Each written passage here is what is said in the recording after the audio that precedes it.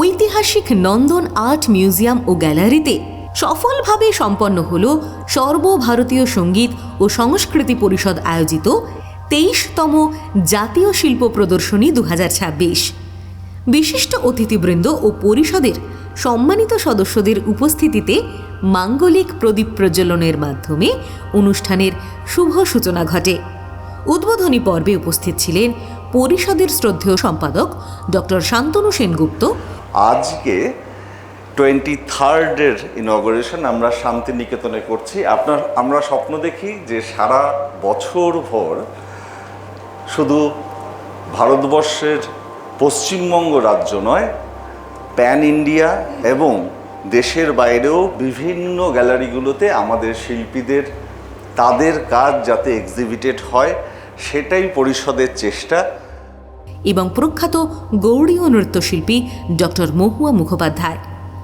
রং, বর্ণবৈচিত্র্য, ভিবজিওর আলো, কি সুন্দর গানের মধ্যে একটা লাইন আছে, নয়নের দৃষ্টি হতে ঘুচবে কালো, যেখানে পড়বে সেটা দেখবে আলো। আলোর যে 7 রং মিশে আছে সাদার মধ্যে, কালো মলিনতা চলে যায় এই ছবিগুলো দেখলে।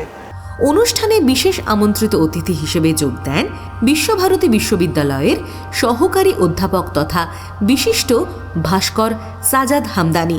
I am very much thankful সবার জন্য, মানে যত পার্টিসিপেন্ট আর্টিস্ট আছে, thank you very much for coming to Kalabhavan. It's nice, মানে আমাকে ভালো লাগলো, অনেক রকমের ভ্যারাইটির কাজ আছে এখানে, which is wonderful to see. And I am thankful to সর্বভারতীয় সঙ্গীত ও সংস্কৃতি পরিষদে, ওর অর্গানাইজার, কি ওরা they invited me, very thankful for you. সমগ্র প্রদর্শনীর সুচারু সমন্বয় ও পরিচালনায় ছিলেন প্রখ্যাত শিল্পী সুশান্ত সরকার।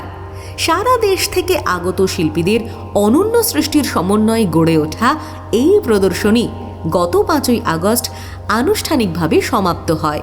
এই যে সর্বভারতীয় সঙ্গীত ও সংস্কৃতি পরিষদ পৃথিবীব্যাপী যার ব্যাপ্তি, আমি খুবই আনন্দিত এবং আপ্লুত। বারবার ছুটে আসি আমি এই পরিষদের সম্পাদক এবং এই পরিবারের সাথে যারা যুক্ত তাদের সঙ্গে যে আমার একটা যোগসূত্র তৈরি হয়েছে, তাদের টানে আমি বারবার চলে আসি। সকল শিল্পানুরাগী ও বিশিষ্ট দর্শকদের প্রতি পরিষদের পক্ষ থেকে আন্তরিক ধন্যবাদ ও কৃতজ্ঞতা। আমরা অভিনন্দন জানাবো আমাদের পরিষদকে, আমাদের সর্বভারতীয় সঙ্গীত ও সংস্কৃতি পরিষদ, যার যে বটবৃক্ষের নিচে দাঁড়িয়ে আমরা সকল শিল্পীরা একত্রিত হতে পেরেছি, একে অপরের সাথে মেলবন্ধনে সক্ষম হয়েছি। ধন্যবাদ জানাই আমাদের সকলকে।